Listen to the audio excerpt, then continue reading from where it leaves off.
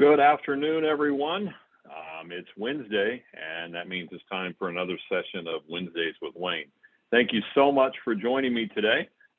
This is the third of a four-part series on what we like to call the ultimate listing presentation. Today, we're going to talk about value propositions. So let me just make a couple of comments about the listing process in general. I think it's very important that we take a look at how a consumer goes through the process of finding a listing agent, all right? Because it's not the way the consumer goes through the process of contacting someone to work for them on the buyer's side as a general rule.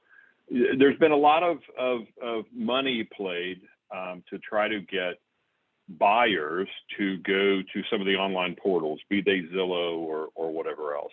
But as a general rule,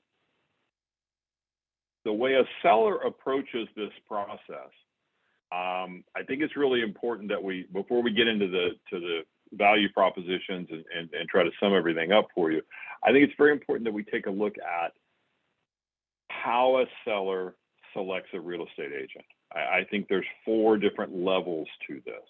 All right. So number one, first level, is there are a certain group of people out there who will attempt to sell their houses themselves. We're not going to get into trying to dissuade them from that at this point, or at least in this talk today. We're just going to say that there are people out there that like to try to do things on their own. They sell their houses on their own. They try to sell their cars on their own. They do a lot of things on their own. They're always trying to save the almighty dollar. So that's one group of people. And if I'm not going to try to do this myself, what's my next go-to thing that I'm going to do as a consumer? Well, I'm going to call the agent that number one, did a good job for me. Number two, that I remember. Okay? So if I'm not going to do it myself, I'll go back to the agent that I used previously. Given that, one, they did a good job, and two, I can remember who they are, and that speaks to past client systems that we'll be discussing here in a couple of weeks. If I don't want to do it myself, and I don't have an agent, my go-to agent, what's my next level? Well, my next level is I will ask my friends if they know of an agent, right? My friends, my coworkers, whatever. If I strike out 3 times, then what will I do? I will call a name realtor, right? One of the big players in the market, one of the established agents, whatever you want to call them. And this is a phenomenon that we are seeing play out massively right now in real estate markets. We're seeing the established real estate agents are eating up more and more of the listing side of the equation. And if you're a name realtor, as you sit here and watch this today, kudos for you for getting that phone call. What I want to stress to you today, though, is this. If you're not one of the big names in your city, what we know is that if you give a really great presentation, if you have really great materials, everything that we've talked about up to today, you can inject yourself into that process by making contact with potential sellers. And that's going to get into prospecting and things like that. What I want us all to make sure that I just want to lay this out. If you're not a name, you're not going to get that phone call that's at the 4th level, right? The only way that you're going to get into the listing side of the equation is by making sure that you have a massive past client / referral program, okay? Or you going out and injecting yourself into the conversation. Now, I will tell you very quickly how I learned this. I learned it years ago as an agent, and I started calling expired listings. Now, I know right now there's not expireds. I get it. But I started calling expired listings. And I was not a name realtor in town at all. But what I discovered was the more the repetition kicked in, the more confident I got, the more I was able to start securing listings. And the number one agent, the name literally in our market, happened to be in my office. And she came into my office one morning and said, do you get a lot of people that call you that are disgruntled with their realtor? And I said, no, I don't. But I got some listings last month from people that were disgruntled with their realtors. I said, look, I get here every morning and I make my calls to expired listings. And I said, if you come in at the same time I am and you start making the call, I'm in trouble, because you have the name, you have the reputation, you have the marketing dollar, you have all of these advantages over me, and I'll have to go find a new sandbox to play in. And she looked at me and she said, don't worry, I'm not going to do it. She said, I just noticed that your business has really taken off and I wondered what you were doing. She said, I'm really proud of you. And I said, thank you. And we went on our way. The more that I continued to do that, guess what happened? I became a name in my city. And all of a sudden, the phone call that I didn't know existed started to happen to me. People would start to call me and say, hey, Wayne, we've heard about you. We have our house listed right now. It's getting ready to expire. We need to make another move. We'd like to talk to you. Or just, hey, I have a friend, or a friend told me that I should call you, various sources, right? So that's what happens when you become a name. What I want to stress to everybody is if you're not in that position in the marketplace right now, it's a decision that you make to get there, okay? A lot of that comes with the fact that we want to make sure that we have outstanding listing presentations, right? And so that's why we're here. That's why we're here today. So with that very long intro that I think is incredibly important, here's the things that I want to talk to you about, okay?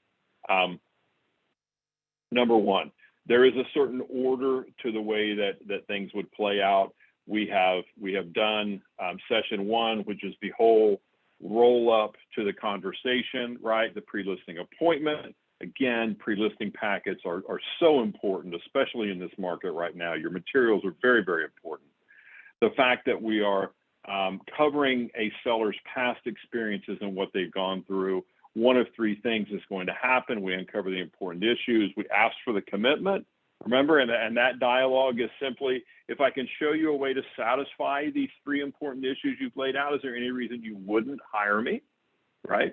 Then we're going to cover win-lose and mutual expectations. Well, what do you expect from the agent that you hire? What could I expect from you? What should I make sure that I always do? What should I make sure that I never do if we were working together? How honest do you want me to be with you? And that leads us into the last session we did, which is the CMA, right? And again, while price per square foot is the easiest methodology, it is probably the most inaccurate methodology. So we laid out a scenario for you on a very defined type of property. And we're making the assumption that we've gotten to this last level, which is the marketing plan. And again, what I want to always make sure what I try to stress is that marketing, no level of marketing, and granted, we've been in a market now for the last 2 years that you didn't even have a chance to do any marketing. But what I saw people doing, what I've seen agents doing, is because the marketplace had so much steam, they didn't even do their normal marketing. And I feel like that's a mistake, because marketing does help sell you to other potential people. And I watch a lot of people start pulling back, going, man, I don't even need to spend any money right now. These houses are selling so quickly. Well, if we're playing the long game, right? If we're building to some greater thing, marketing is one of the key components to this. So if you've made that decision to back off of your marketing, I would challenge you to ramp your marketing back up. And that's part of what we're going to talk about today. But we've gotten to that last part of the presentation. It's like, here is why I think you should hire me to represent you in the sale of your house. So let's just dig in. So the question I think we need to answer first is, well, why am I even hiring you, right? Let's say that I've come into your market. I've inherited a piece of property. I don't know any of you, and I'm going to interview all of you. Well, why should I hire you? What do you do over and above the other agents that I might talk to? What do you have in your bag of tricks that is better than or more than what other agents are doing? And I think when you really start thinking about that question, I think it comes down to two things. Number one is, what's your strategy? Do you have a strategy for selling my home? Or are you just going to introduce it into the multi-list system, right? Now, the reality is a lot of transactions have to do strictly with just getting into multi-list. But if that's the case, then I'm going to start looking for an agent that will get me into multi-list cheaply, if that's really what the gig is, right? And the second thing, and probably a bigger thing than strategy, actually, is communication.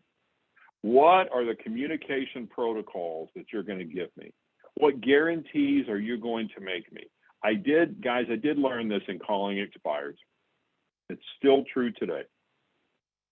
The biggest complaint that people have, the biggest complaint that a seller has about our industry is we put a sign in your yard and you never hear from us again. And that deals with a lack of communication protocols. So I'm going to lay out a few strategies for you today that I think I know you can turn into huge value propositions for your clients. So to me, the marketing plan was not so much a marketing plan as it was just an explanation of, hey, here's the rules of the game. Here's how this works. Here's the way buyers process the information that they have. Here's the way a buyer works their way through the marketplace. And if sellers understood the way that a buyer works their way through the market, they would make really great decisions on the things that they did.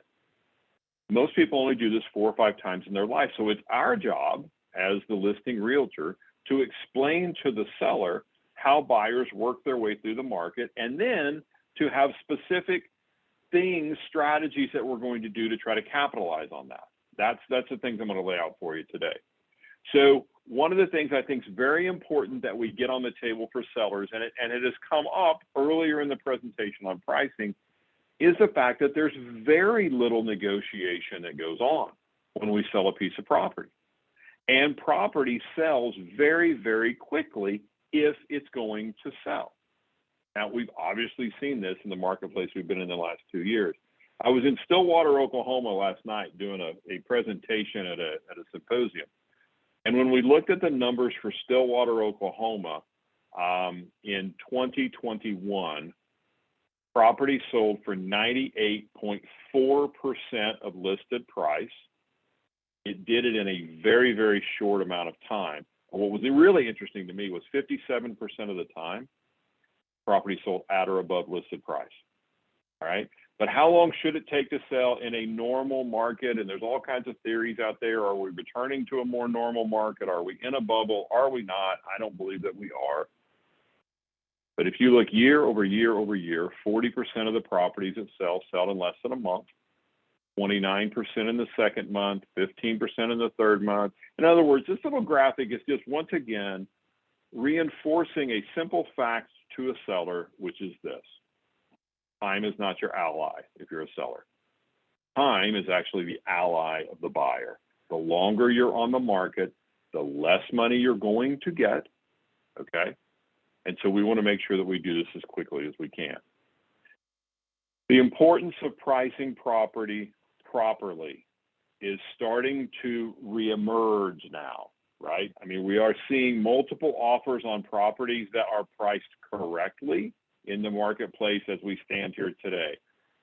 Last summer, you didn't really even have to get them priced correctly. You just had to get them on the market and let the marketplace bid it up. We're starting to see more and more, starting to see some longer market times on some properties that were ill-priced, okay? There is a difference between being on the market and being in the market. Those properties that are in the market sell, and sell quickly, regardless of the type of market that we're in. Those properties that are just on the market are helping somebody else sell their house, right? That's one of the laws that I laid out in the last session. So you've probably seen this pyramid before. And all of these pages, guys, these would be things that would be in your pre-listing packet. And they would also be, if I were giving you a presentation, and you'll see this in 2 weeks when we do a live role play, and you'll see the exact dialogue that I would use.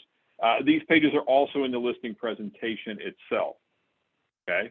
So there are things that are in your pre-listing packet that are not in the listing presentation. Those would be testimonials from your past clients.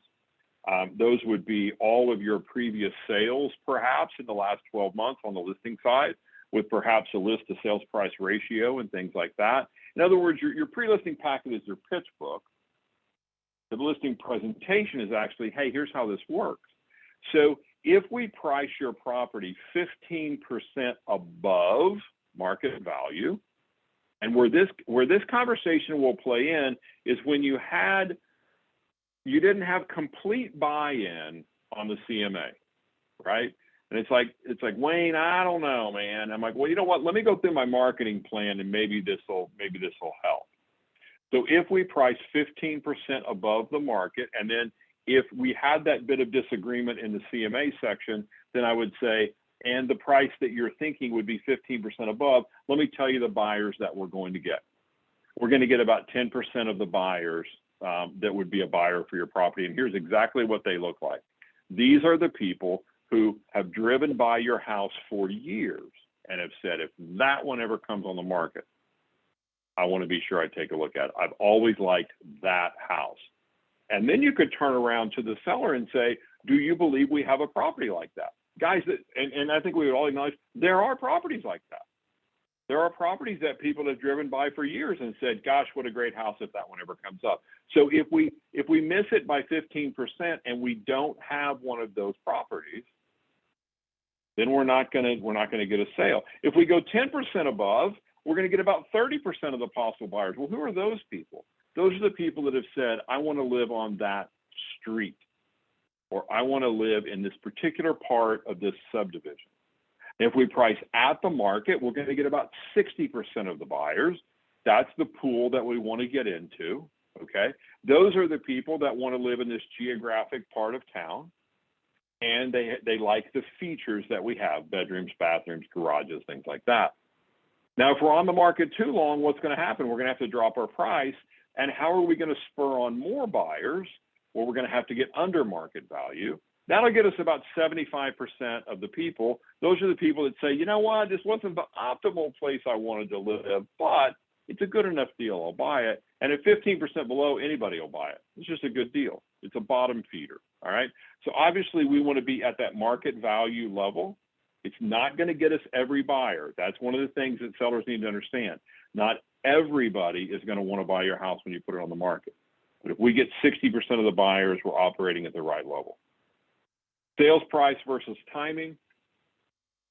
Showings will always peak in that 10-day to 2-week period. After that, they start to fall off, and they do not regenerate themselves without us making a major move either in condition or in pricing. In other words, we get a different pool of buyers to come in. Again, this just lays out the fact that timing is incredibly important, as it says there. You'll attract the most excitement and interest in the very beginning, and after that, you're not getting the great buyers anymore. The best buyers are always the first buyers because there's a pool of buyers out there, and if you're working the buy side at all now, you know this. People are like, is there anything new today? Do you know of anything that's coming up? And a house comes onto the market, and that flood of buyers, that pool of buyers all come rushing in, and this is how we've had these repeated bidding wars that we're seeing. But this is a phenomenon that's always in every real estate market. The other part of this is buyers always buy in price brackets. We talked about this during the CMA section. I just think it's very important that people understand that the real estate market is a very payment-driven market. All right, there's not tremendous amounts of cash in the real estate market. It's all driven by payment. In fact, there's not a tremendous amount of cash just in the U.S. economy anymore. Everything is payment driven. We buy cars on payments. We buy virtually everything on payments now, right? So the average down payment in the U.S. is about 6%. All right. And this is the reason that property brings so close to full price, because after we get a buyer in based on the bracket, their emotions kick in, and they don't negotiate based on price. They negotiate based on, I really like this house. All right. So the key is we got to make sure we're in the right bracket. And again, this is just a reinforcement of the pricing strategy that we laid out in the very beginning. Now, this page, I believe, should be in everyone's listing presentation. If you don't use any of the rest of this, please put this in. And Every Wayne, time we put a piece, yes. sorry, yes. we have a question that came in. No, So you're fine. the slide before this with the graphs, people would like to know, in our current market with a very short day on market and short supply, would any of those graphs be altered to reflect this market? As far as the price bracketing, no. I believe Well, so. so because of the speed of the market, here's what it would allow you to do. And maybe this is a bit more clarification. Once you get into a bracket, go to the upper end of the bracket. Okay. And so if you think about when you're working with buyers, right? And this, I think if I can explain this cohesively. When you're working with a buyer, they're going to look at everything that's possible in that price bracket. And they don't differentiate among the properties based on price. So to use what's here in front of us, let's say we have a house priced at $149.9, right? And so so that buyer is going to look at everything in the 140s. All right. And the reason they're going to be looking there is they found out that that's what they can afford. And buyers tend to max themselves out, right? Once the lender now today says you can afford X amount of monthly payment, while they may start out and say, well, I don't want to have, let's start out looking lower than that. But in their mind, it's already there, right? It's already, I know I could qualify for it. I don't like the features I see at that lower price range. Look, if you're working with buyers throughout the process, buyers always have to be making these decisions, right? And to me, it's always been, are you going to raise your price range or are you going to lower your expectations? Because if we sit down with a buyer on the front end and we have them describe their dream house, it's probably a couple of price brackets above what they can afford. So buying a house is at some level a system of compromise. But once they get into the price bracket, they look at everything in that bracket, don't they?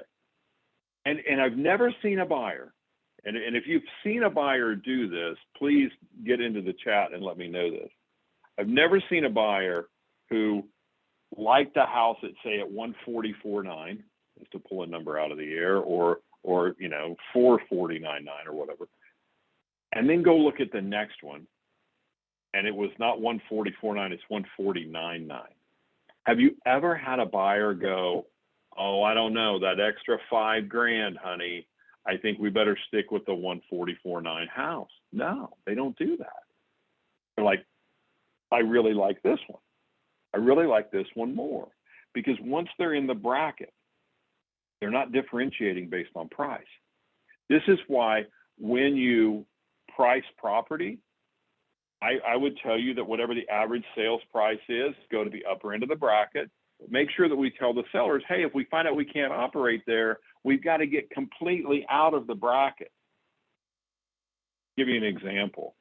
Does it really trip your trigger as a real estate agent when you see somebody drop the price from 149.9 to 147.5? I mean, is it like, oh, wow, now we're going after that house? No, I don't think we do that. I think we kind of chuckle about it, really. It's like, did that really matter? But if we went 149.9 to 139.9, now that's a different group of buyers.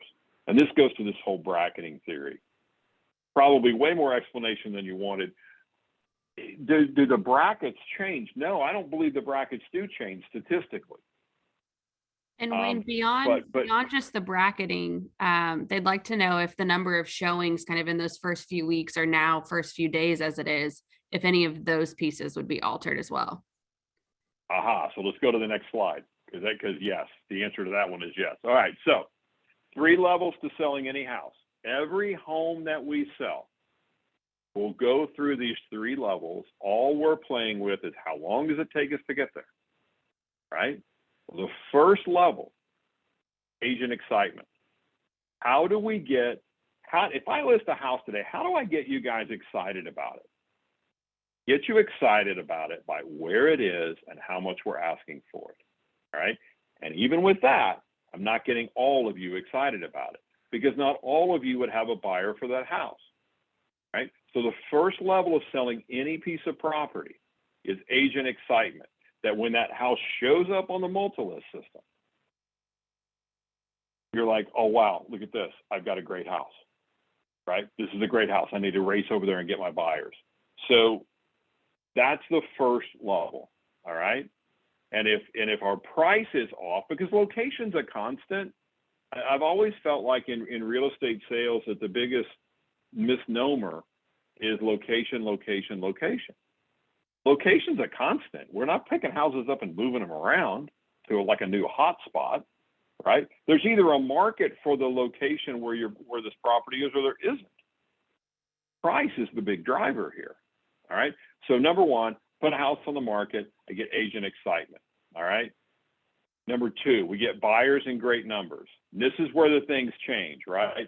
So we would say historically, year over year, normal markets, we should expect 8 to 10 showings in the first 2 weeks.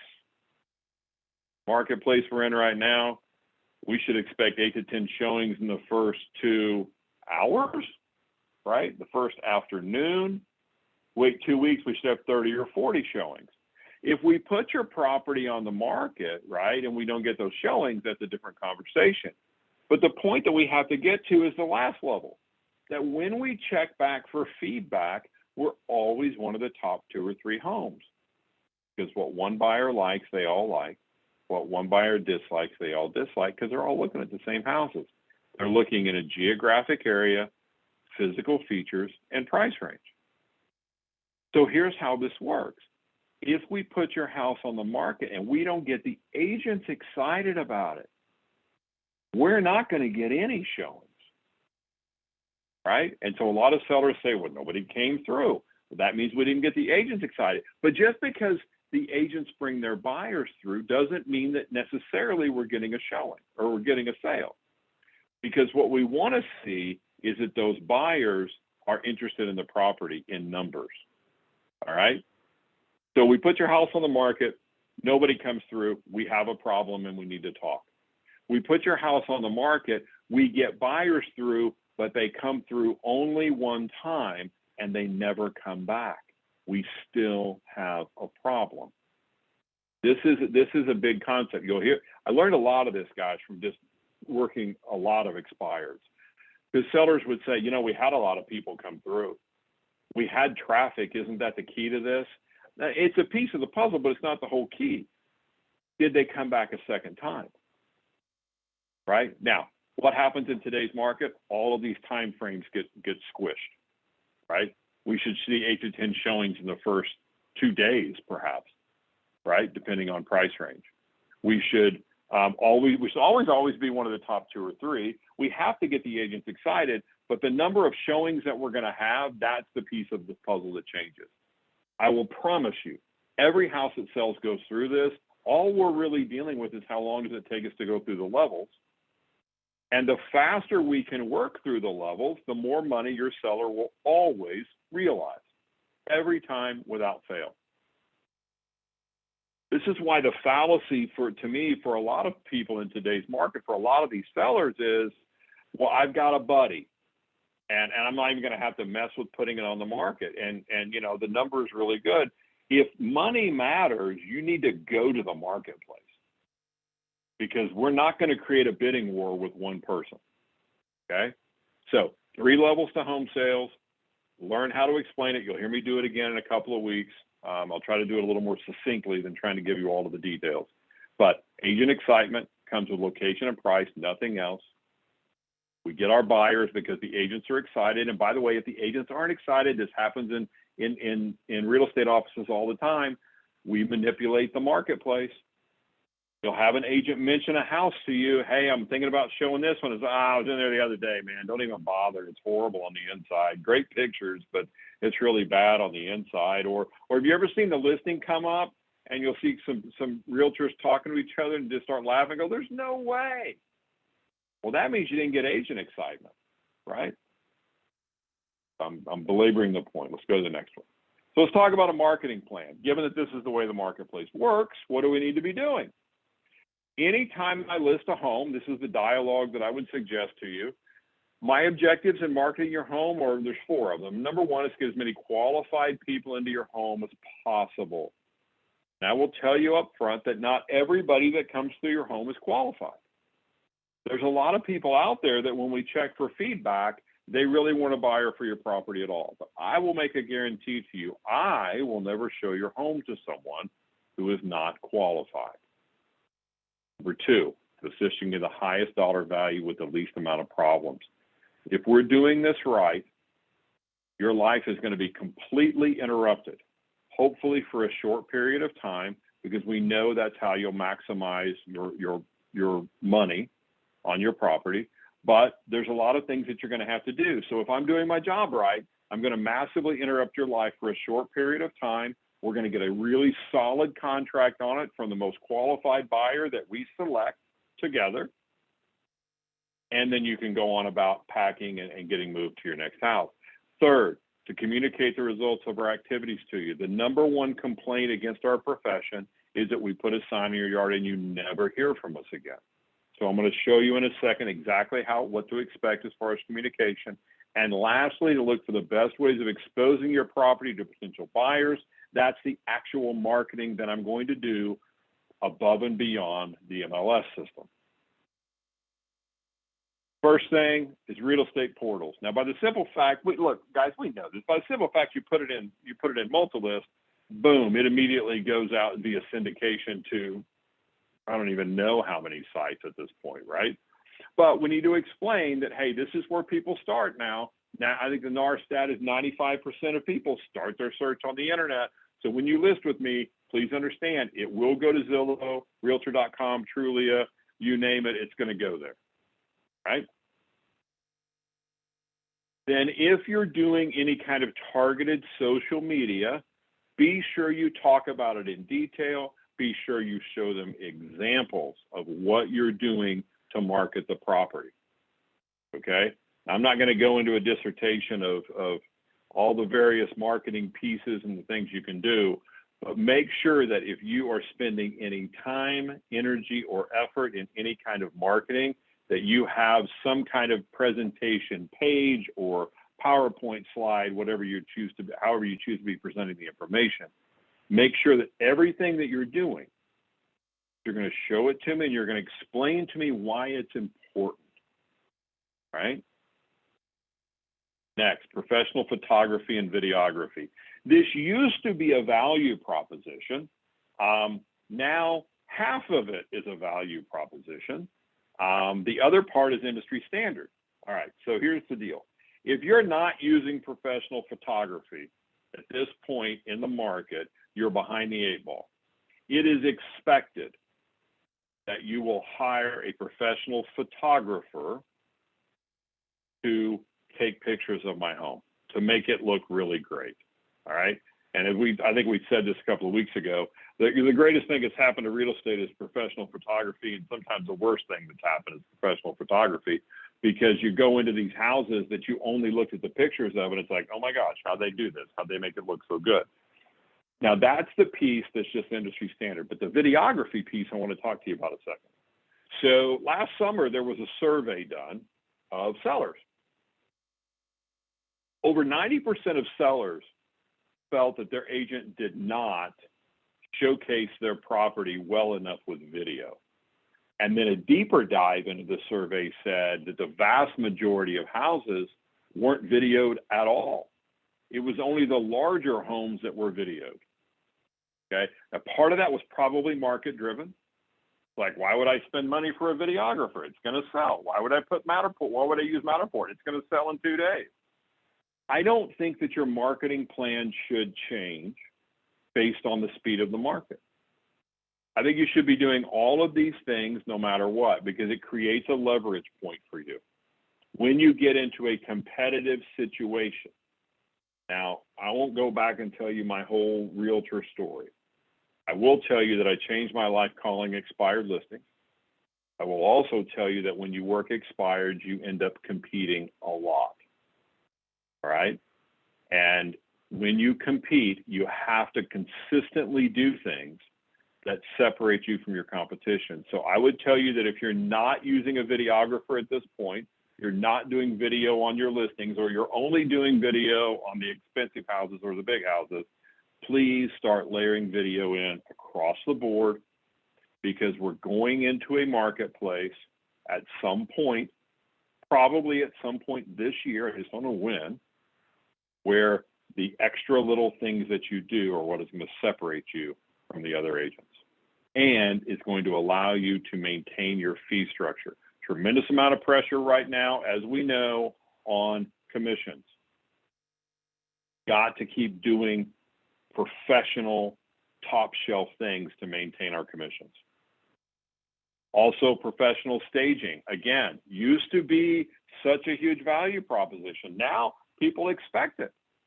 So be sure you're putting those in place. So if you list your house with me, here's what we're going to do. I'm going to have a professional photographer come in, I'm going to have a videographer come in. I'm going to take those videos, I'm going to promote them on social media, right? I'm going to have a stager come in. We're going to fix it all up. We want to create the best possible product when we go to the marketplace. And that's why you're hiring me, is my expertise and my ability to do that. I'm also going to target market your neighborhood, and here's why. To this day, there's still a tremendous number of transactions that are word of mouth. So I want to make sure that we get the neighborhood helping us sell the property, all right? So the way this works is I'm just going to send out a simple little postcard to everybody in your neighborhood, letting you know that we have your property on the market, so that if they have a friend who has said, hey, Wayne, if something comes up in your market, let me know. I really like where you live. We're going to try to get the neighborhood working for us to try to help sell the property. All right? So that's one of the first things that's going to go out. Direct line sign calls.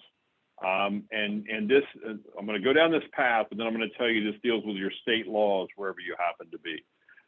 There is a huge value proposition in a direct line sign call where the dominant number on a real estate sign rings straight to you. All right? Now, if your state law doesn't allow you to do this, take a mental vacation now for the next few minutes. All right? But if it does, here's what I would suggest that you do. And there's a long play to this, so bear with me for a second while I explain it to you. I think you should have a different number on your real estate signs than your cell phone number, if that's what you're using. All right? I think you should have a number and perhaps even a different phone, a bat phone, if you will, if you remember Batman, where that every time that phone rings, you know it's a sign call or an advertising call. There's a huge play in here in a listing presentation. And here's exactly how you set it up. Here's how I used to set it up all the time. It's like, look, there's an exact number that's going to be on your sign. Mine was 830-6000. And here's what I want you to do as a seller. I want to show you something. On my way over here to your house tonight, I noticed a house at 123 Main Street, whatever it was. I'd like for you to call right now and try to find out about that house. Well, they're going to call the dominant number on the sign. What is that number? In a lot of companies, that number is still the main office number. Now, there's a sign writer with a littler number, but people still call real estate offices, right? It's a whole floor duty issue. And I would have them call that phone number. And they would get a floor agent who doesn't know anything about the house. I mean, absolutely 100% doesn't know anything about the house. The floor agent's there, as we all know, to try to do what? Try to scam a few leads from taking phone calls. It's the same thing that happens with Zillow, which that's another conversation when we get into conversion of leads. And I would have sellers call a real estate office and try to find out. And just, you don't know the exact address, you just know the street it's on, and no, you don't know the listing agent. And watch what they go through. And then say, now, I want you to call this number. And it would be the number, the 830-6000 for me, it would be the number that was on the sign. And that call would get answered immediately every time. Now, at the time I had a buyer's agent, and I would call her before the meeting and I would say, got a listing presentation tonight. You know how this works, about 45 minutes in, probably going to get a phone call, answer it, right? But that was the rule anyway on that phone. No one can handle a phone call on your listing better than you can, because you don't have to look anything up. If I get a floor agent, they have to look it up. If I go to Zillow, they have to look it up, right? I listen to Zillow calls all the time, and we know this is a dynamic. So direct line sign calls can be a huge value proposition for you if you're not already doing that. And then we talk about our communication plan. I will guarantee you, if you list your home with me, we'll call you once a week and tell you exactly where we are. So we're just going to check off once a week. Even if no one has shown your property, we're going to guarantee you a phone call once a week. And I would even go to the higher level and say, by the way, we will call you every Wednesday between 10 and 11, or Thursday between 2 and 3, or whatever fits your schedule. A weekly phone update with a seller is massive. I don't care how hot the market is. You should be calling your sellers every week throughout the process. Do not wait for your seller. I'm pointing my finger at you. I don't mean to do that. Do not wait for your sellers to call you and check in about what's going on. Be very proactive when it comes to communication in real estate. The biggest investment most people ever have, and they want someone that will proactively handle the transaction for them. I think you should also make a guarantee on how quickly you will get back to them after a showing. Now, in this marketplace that we've been in, I totally understand that this is a tough thing to do. I still think you should try to do it, all right? A 48-hour feedback guarantee. Put the protocols in place now. Prepare yourself for when this market is not so hot that it's just pushing you down the road, all right? Doesn't have to be 48 hours. There's nothing magical about 48 hours. It can be 72 hours. It can be 96 hours. Make a guarantee that you can pull off. And here's the questions that I would ask. What did your client think of the layout? What did they like or dislike? What was their price range? Of the homes they looked at, are we one of the top 3? If we're not, why aren't we? Have they purchased another home? If they did, where was it located? If they bought another home, why? And as an agent, could you give me any comments or suggestions you have about the home or its price? These are great questions that give you a real sense of clarity, okay? Of the homes that the client looked at, are we one of the top 3? No, you're really not. Okay, why not? And what I will always tell a seller is, look, we're going to find out this information, and if there's a move that we could make, I will immediately turn around and call you and see if that's, I will never play your hand out as a seller because I work for you, but I want to give you a real-time feel for what people are saying about your house. Don't shoot the messenger, right? And guys, this is what happens to us. Sometimes it's not the greatest comments about people's houses, right? Make sure that you are just a purveyor of information. You don't want to be the one that gets shot in the process. This is not your opinion. This is what the marketplace is saying about our house. One thing that sellers need to understand is if I list my house with you, there's 2 people that care about whether that house sells, me and you. Marketplace really doesn't care whether their house sells. The people bringing the buyers through normally don't care either. They just want their buyer to buy a house, and the buyer doesn't really even care. They want the best house for the money. They don't really care whether it's your house or another one. So it's like us against the world. So we have to communicate regularly. So the guarantees that I'm going to make you is I'm going to call you once a week, or my staff's going to call you once a week if you have a team. We're going to call you within 48 hours of every showing. It is crucial that we understand exactly what people are saying about your house. And then every 2 weeks, I'm going to give you a printed report in the mail.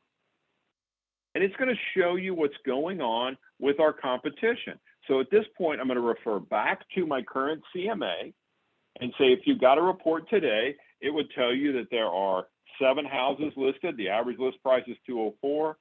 There were 3 properties that went under contract. The average asking price of those was $198.5 if we're using this report. I'm also going to send you the physical addresses of all of those houses that are referenced. So if you choose to, you can drive by the houses on your own. I'm happy if you want to see inside of them. I'm happy to take you there.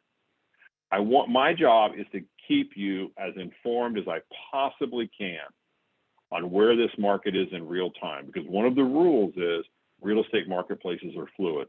They move constantly, right? It's one of those laws that we laid out. Every time that you list a property, either the current listing inventory is going to help you sell your new listing, or when you bring your house into the marketplace, you're going to help somebody else sell theirs.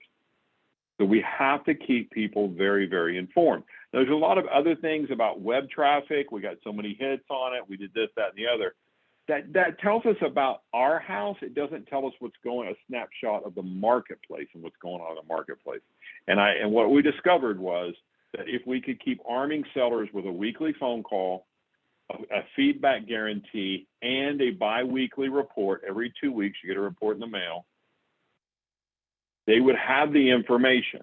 And the basic theory my basic theory has always been, if everybody's armed with the same information, we'll probably come to the same conclusions on what we need to do. The problem we have with sellers and real estate agents is there's a disconnect of information.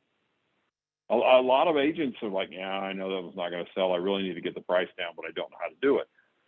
These items, these three ways of communication help you keep that free flow of communication open and help you get price reductions should they be needed. Now, again, guys, we've been in a market for 2 years. You didn't really need to get price reductions. But I will tell you where I live in Springfield, I'm on my way to the office in the morning. There's a couple of houses been sitting there now for 3 months, and they were flips. And so what do we know? We know it's not a condition issue, and we know we can't pick them up and move them. It can only be one thing, and that's the price. And as I drive by them and I notice that, don't think that people that are actually in the marketplace aren't driving by and going, I wonder what's wrong with that one. There must be something wrong with that one. I keep hearing how hot the real estate market is. And I'm thinking of one house in particular, as this house sits there longer and longer, what do we know is going to happen? We know they're going to get less for it. But if that seller knew that there were other houses in that price range selling, and we kept sending them the information, they come to their own conclusion. I had an assistant that worked for me, and she would do the weekly phone call. She would prepare all of these. She was the communication source, and then she would come into me relatively regularly and say, "I think you should call Mr. and Mrs. So and so. They sound like they're thinking about a price reduction." I would simply call and say, "Hey guys, have you been looking at the things we've been sending you?" "Yeah, Wayne, we've been looking." "Well, what do y'all think? What do you think we need to do?" "Oh, it looks like we need to drop the price." "Yeah, I kind of noticed the same thing." "Is that something that you want to do?" And maybe it's something they need to process. Maybe it's something they need to think about. And lastly, is a cancellation guarantee. To me, this is the ultimate value proposition. You can fire me anytime you want to. It's like listing your house 24 hours at a time. If you don't like what we're doing, you can fire us. No questions asked. Okay? And so here's some dialogue about a cancellation guarantee.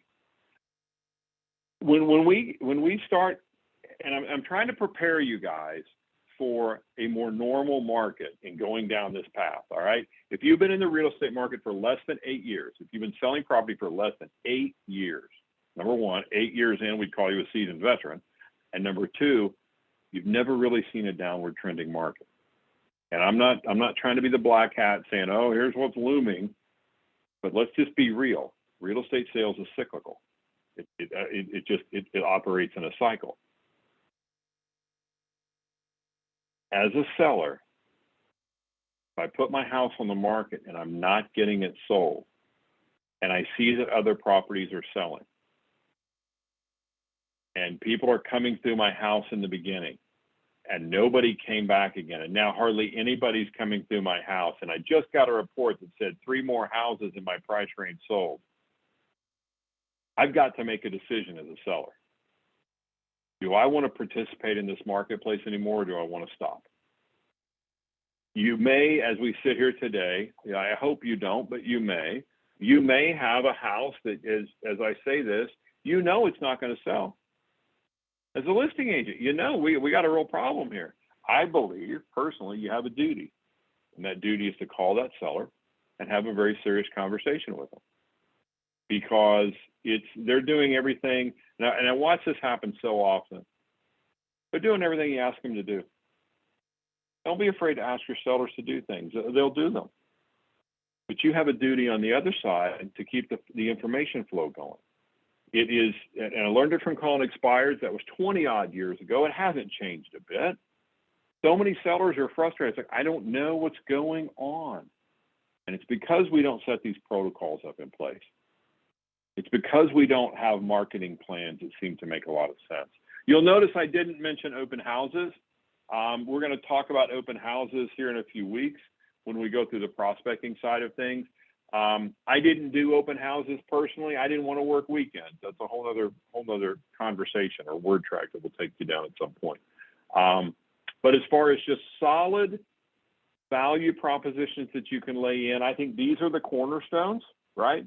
So it's communication, it's presentation of how we're going to present the property, it's trying to do a few other things on the sides. The main thing is, are you keeping your sellers informed on the feedback from each showing and on the things that they might need to do? So on March the 9th, we're going to push all this together into a live role play of this presentation from, as my friends on the East Coast say, from soup to nuts. We're going to walk through the dialogue, a pricing strategy, the marketing plan, the whole deal. It'll be myself and a couple of other people doing the role play with me, and you'll just be watching live. It won't be like, it'll be a camera, the way we're planning on doing it right now. It'll be a camera and us sitting basically at a desk.